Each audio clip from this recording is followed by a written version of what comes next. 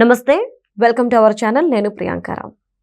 ఈరోజు కౌన్సిల్ సమావేశంలో నారా లోకేష్ గారు చాలా సీరియస్ అయ్యారు. బొత్స గారు అంటే లోకేష్ అంటే ఏంటి, ఈ పార్టీ అంటే కూటమి అంటే ఏంటో చూపిస్తాను అని చెప్పేసి లోకేష్ గారు అన్నారు. అంటే అక్కడ ఏం జరిగింది అనేది ఒక పెద్ద క్వశ్చన్ మార్క్.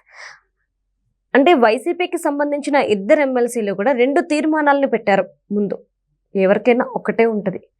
మరి అంటే మీ మీద, మీ మాటల మీద, మీ నాయకుల మీద మీకే ఒక క్లారిటీ లేదు, మీ మధ్య ఒక సమన్వయం లేదు, మీరు ఎలా వచ్చి మాట్లాడతారు అని ఒక క్వశ్చన్ రేస్ చేశారు. ఆ విషయంలోనే కాదు, హెరిటేజ్కి సంబంధించి నెయ్యి ప్యాకెట్ అని చెప్పి చీజ్ ప్యాకెట్ని చూపిస్తూ, అంటే వెనకాతలు ఇస్తున్న వాళ్ళకు కూడా ఇది చీజ్ బయట దొరికేస్తామని కూడా చూసుకోకుండా ఇవ్వడాన్ని ఇక్కడ బొత్స గారిని అవమానించే విధంగా వైసీపీ వాళ్ళు ప్రవర్తించారు అనేది కూడా ఒక టాక్ నడుస్తుంది. సో అసలు ఏం జరుగుతుంది, బొత్స గారి చుట్టూ ఈ రాజకీయం ఏంటి తెలుసుకుందాం. మనతో మాట్లాడడానికి ప్రముఖ పొలిటికల్ అనలిస్ట్ డివి శ్రీనివాస్ గారు ఉన్నారు. ఆయన అడిగి తెలుసుకుందాం. నమస్కారం సార్. నమస్తే సార్. అంటే ఇప్పుడు నారా లోకేష్ గారు బొత్స గారికి చెక్ పెట్టారని ఒక వార్త వచ్చింది. ఎందుకు అంటే ఈ 2వ రోజు కూడా ఎమ్మెల్సీలు వాళ్ళ వాదన ఏంటి, వైఎస్ఆర్సీపీకి సంబంధించిన వాళ్ళు ఇందాపూర్కి వీళ్ళు టెండర్లు కట్టబెట్టారు, హెరిటేజ్ సంస్థకి అక్కడ నుండి అన్ని కొనుగోళ్లు చేసుకుంటున్నారు, ఇక్కడ నుండి అక్కడికి పంపించి దాని ద్వారా టీటీడీకి తీసుకొస్తున్నారు అని చెప్పేసి వాళ్ళు ఇందాపూర్ని కూడా ఈరోజు సభలో తీసుకొచ్చిన నేపథ్యం ఉంది. అంటే నిజంగా చంద్రబాబు నాయుడు గారు దోచుకునే ప్రయత్నం చేస్తున్నారా అనే ఒక క్వశ్చన్ మార్క్ రేజ్ అవుతుంది. ఎందుకంటే ఇక్కడ సభలోనూ మాట్లాడి బయట ప్రెస్ మీట్లు పెడుతుంటుంటాయి. ఏంటి అంటే ఈయన మాట్లాడుతున్న మాటల్లో ఎంతవరకు వాస్తవం ఉంది? ఈరోజు కౌన్సిల్లో వైసీపీ వాళ్ళు 2 వాయిదా తీర్మానాలు ఇచ్చారంట. అవును సార్. ఇప్పుడు వాయిదా తీర్మానం మామూలుగా పార్టీకి ఒకటి ఇస్తారు, ఒకటే. కానీ మరి వైసీపీలో 2 వర్గాలు ఉన్నాయా? అక్కడ వైఎస్ఆర్ కాంగ్రెస్ పార్టీ ఇప్పుడు వాళ్ళ శాసన మండలి పక్షం చీలిక దిశగా వెళుతోందా? అక్కడ బొత్స వర్గం, లేళ్ల పిరెడ్డి వర్గంగా అది చీలిపోయిందా? 2 వాయిదా తీర్మానాలు ఇవ్వటం ఏంటమ్మా? అపోజిషన్లో చాలా పార్టీలు మనం చూసాం. ఇప్పుడు తెలుగుదేశం పార్టీ అపోజిషన్లో ఉన్నప్పుడు వాయిదా తీర్మానాలు 2 చూద్దాం. ఒకే సబ్జెక్ట్ మీద ఒక వాయిదా తీర్మానం, అందుకే ఆయన తిరస్కరించాడు. ఒకటేమో కల్తీ నెయ్యి మీద ఇచ్చారంట, ఒకటేమో ఈ ఇందాపూర్ మీద ఇచ్చారంట. అసలు ఈ ఇందాపూర్ గోలేంటి? ఇందాపూర్ అదే మహారాష్ట్ర పూణే దగ్గర ఉన్నటువంటి ఒక ప్రైవేట్ డైరీ. వాళ్ళు టెండర్లలో పాల్గొన్నారు, వాళ్ళకి ఇచ్చారు. గతంలో ఎప్పుడో చంద్రబాబు ముఖ్యమంత్రిగా ఉన్నప్పుడు ఇందాపూర్కి ఇచ్చారు, మళ్ళా ఇప్పుడు ఇందాపూర్కి ఇస్తున్నారు. 2014-19లో ఇదే ఇందాపూర్ 300కి ఇచ్చింది, ఇప్పుడు 650కి ఎట్టేస్తారు. ఆ రేటుకి ఈ రేటుకి పోలుస్తారు. అప్పుడు ఆవు పాలు రేట్ ఎంత? అప్పుడు నెయ్యి 22 రూపాయలు. అప్పుడు నెయ్యి బయట ఎంత ఉంది? బయట మార్కెట్లో నెయ్యి 350కి దొరుకుతోంది, కాబట్టి వాళ్ళు అప్పుడు 300కి వేసుకున్నారు. అప్పుడు ఆవు పాలు లీటర్ 17 రూపాయలు ఎంతో ఉంది. ఇప్పుడు ఆవు పాలు రేట్ ఎంత ఉంది? 42 రూపాయలు. ఇప్పుడు నెయ్యి బయట మార్కెట్ రేట్ ఎంత ఉంది? 650 నుంచి 800 ఉంది. వీళ్ళు 650కి టెండర్ వేశారు, వీళ్ళకి ఇచ్చారు. అంటే ఇప్పుడు ఆ మాత్రం జనం కంపేర్ చేసుకోరా? మీరు ఏది చెబితే అది జనం నమ్ముతారనా?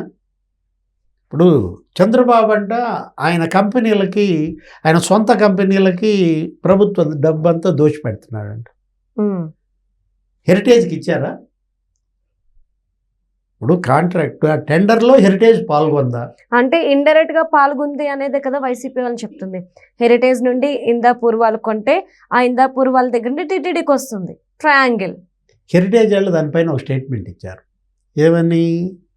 మా ఉత్పత్తులు ఇందాపూర్కి అమ్మాం, ఓకే, ఇందాపూర్ ఉత్పత్తులను మేము కొంటాం, కొని మేము మార్కెట్ చేసుకుంటాం. వీళ్ళు ఏ అయితే చేయటం లేదో ఆ వస్తువులను ఇందాపూర్ దగ్గర కొని మేము మార్కెట్ చేసుకుంటాం. మీరనేది ఏంటి?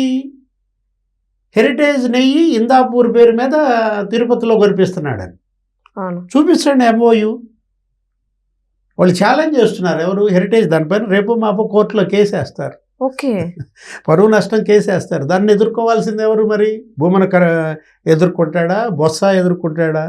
నిన్న పాపం బొత్స అని మరి బకరా చేశారు. అంత పెద్ద ఆయన, అంత సీనియర్ మోస్ట్ పార్లమెంటేరియన్, లోక్సభలో చేశాడు, అసెంబ్లీలో చేశాడు, మంత్రిగా చేశాడు, సీఎం కావాల్సినాడు పాపం. అట్లాంటి వాడికి చీజ్ ప్యాకెట్ ఇచ్చి చేతికి నెయ్యి అని చెప్పారు. ఆయన తెలియక చూసుకోక ఇదిగో హెరిటేజ్ నెయ్యి అని చీజ్ పాపం ఆయన ఇట్లా కూడా చూడలేదు, నెయ్యి ప్యాకెట్ ఇవ్వరా అని అడుగుతున్నారు, ఇచ్చారు, పాపం చూపించాడు. అంటే అంటే ఎవరిని బకరా చేస్తున్నారు? ఇప్పుడు బొత్స అని చేశారంటే ఓకే, జనాన్ని బకరా చేస్తారా? తెలుసుగా వాళ్ళకన్నీ. ఇప్పుడు మనం తీసుకున్నట్లయితే ఇప్పుడు కంపేర్ చేయండి. జగన్మోహన్ రెడ్డి 5 ఏళ్లలో ఆయన కంపెనీలకు ఎంత దోచిపెట్టాడు, చంద్రబాబు 17 ఏళ్ళు సీఎంగా ఉంటూ ఆయన కంపెనీలకు ఏమన్నా చేశాడా? ఒకసారి ప్రజల్లో చర్చ పెట్టండి. నీ 5 ఏళ్ళు సీఎంగా ఉన్నప్పుడు నువ్వు నీ బినామీ కంపెనీలు తీసేయి, నీ సాక్షి పేపర్కి ఎంత యాడ్స్ ఇచ్చావు, ఏబిఎన్కి ఎంత యాడ్స్ ఇచ్చావు? ఏబిఎన్ ఆంధ్రజ్యోతికి ఇచ్చిన యాడ్స్ ఎంతో తెలుసమ్మా? 25 లక్షలు. 5 ఏళ్లకి ఇచ్చింది 25 లక్షలు. కానీ అదే మరి సాక్షి ఛానల్, సాక్షి పేపర్కి ఎంత ఇచ్చారు? 600 కోట్లు. ఎవరు సాక్షి ఎండి? భారతి గారు.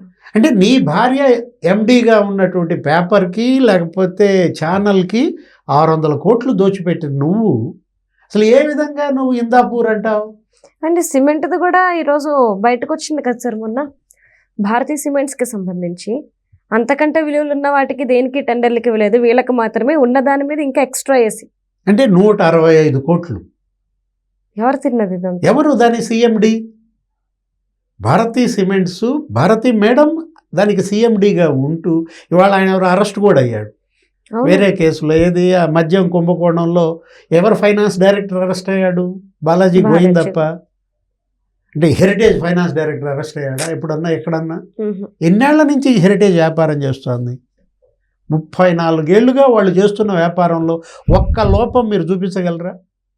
అరే ఏదో రకంగా హెరిటేజ్ని టార్గెట్ చేయాలి, హెరిటేజ్ షేర్లు పెరగకుండా చేయాలి, దాన్ని నష్టం చేయాలి అన్న ఒక్క దుష్ట తలంపు తప్ప మనకి ఇందులో ఏముంది అసలు?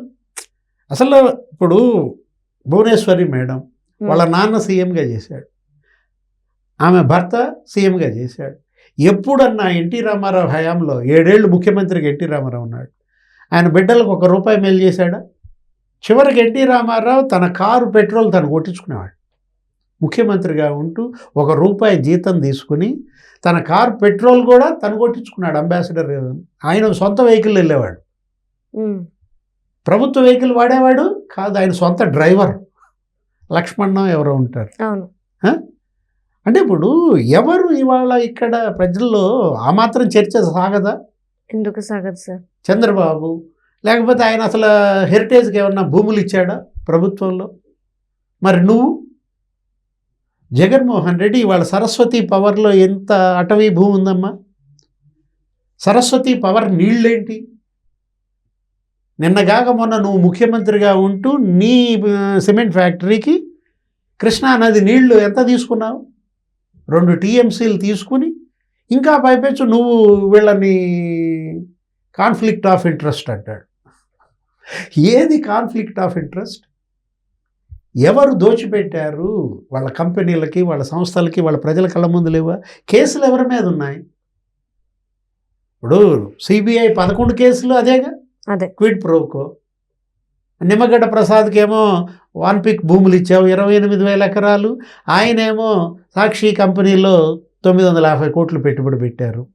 ఆయన జైలుకి వెళ్ళాడు, నువ్వు జైలుకి వెళ్ళారు. ఇప్పుడు ఆ సాక్షి పేపరు బిల్డింగ్స్ ఎవరి? మీయా? అరే ₹1 నీ సంపాదన లేకుండా, నీ పెట్టుబడి లేకుండా లక్షల కోట్ల పరిశ్రమలు పెట్టావే నువ్వు. ఇవాళ ఎన్టీఆర్ కుమార్తెని లేకపోతే చంద్రబాబు భార్యని వాళ్ళ యొక్క కంపెనీని నువ్వు వేలెత్తి చూపగలవా? ఏ రకంగా వీళ్ళు దీన్ని అడ్డం పెట్టుకుని శాసన మండలిలో ఈ సినిమా చేస్తున్నారమ్మా? అంటే వీళ్ళ వీళ్ళు తవ్వుకుంటున్నారు. అనవసరంగా ఈ చర్చ ప్రజల్లోకి పంపడం ద్వారా బొత్స సత్యనారాయణ లేకపోతే వాళ్ళ ఎమ్మెల్సీలు జగన్కి మేలు చేస్తున్నారా, కీడు చేస్తున్నారా? అది వాళ్ళకే తెలియాలి. ఈ చర్చ ఇంకా ఎంతకాలం కొనసాగితే ఆ పార్టీకి అంతా పతనం. Thank you so much sir.